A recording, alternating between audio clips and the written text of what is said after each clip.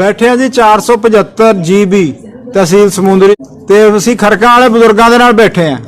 ਹੁਣ ਪਾਕਿਸਤਾਨ ਚੰਗਾ ਉਹਦੇ ਨਾਲੋਂ ਦੇਸ਼ ਨਾਲੋਂ ਪਾਕਿਸਤਾਨ ਚੰਗਾ। ਗੋਲੀ ਭੈਣ ਚੋ ਬਸਤਾ ਹੀ ਇਹਦਾ ਕੀ ਹੈ ਉਹ ਕਿੰਨੀਆਂ ਬੰਦੇ ਸਾਰੇ ਆਪਣੇ ਸੇ ਮੌਜਾਂ ਲੱਗੀਆਂ ਸੀਗੀਆਂ। ਇੱਥੇ ਤਾਂ ਹੁਣ ਇਸਲਾਮ ਹੈ ਇੱਥੇ ਹੁਣ ਇਸਲਾਮ ਹੈਗਾ ਸਾਡੇ ਮੁਸਲਮਾਨਾਂ ਚ। ਹਾਂ ਉੱਥੇ ਤਾਂ ਇਸਲਾਮ ਨਹੀਂ ਨਾ ਉਹ ਤਾਂ ਕਾਫਰ ਹੈਗੇ ਆ। ਆਹੋ ਫਿਰ ਉਹ ਮੁਲ ਆ ਚੰਗਾ ਹੋਇਆ ਉਹ ਤਾਂ ਭੈੜੇ ਹੋਏ। ਉਹ ਚੰਗਾ ਵਾ ਉਹ ਮੁਸ਼ਕ ਚੰਗਾ ਇਹ ਮੁਸ਼ਕ ਦਾ ਬੇਈਮਾਨ ਦਾ ਹਰ ਬੰਦੇ ਦੇ ਢਿੱਡ ਵਿੱਚ ਹਰ ਬੰਦੇ ਦੇ ਢਿੱਡ ਵਿੱਚ ਬੇਈਮਾਨੀ ਸਰੀਕੀ ਵਾਲੀ ਵੀ।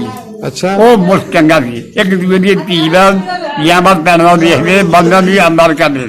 ਅੱਛਾ ਹਾਂ ਇਹ ਜਾਂ ਮੁਲਕ ਹੈ ਇਹ ਮੁਲਕ ਕੋਈ ਨਹੀਂ ਇਹ ਮੇਰਾ ਬੇਈਮਾਨ ਮੁਲਕ ਹੈ ਇਹ ਮੁਲਕ ਮੇਰਾ ਹੀ ਬੇਈਮਾਨ ਹੈ।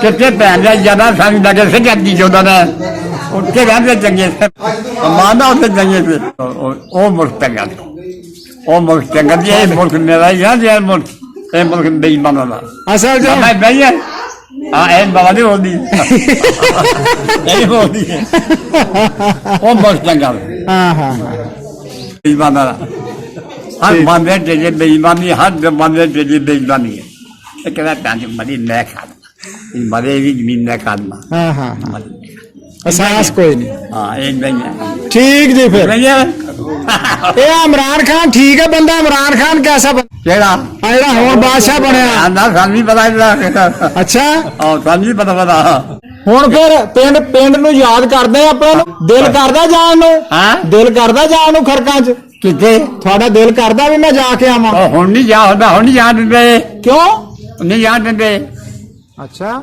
ਨਹੀਂ ਜਾਣ ਦਿੰਦੇ।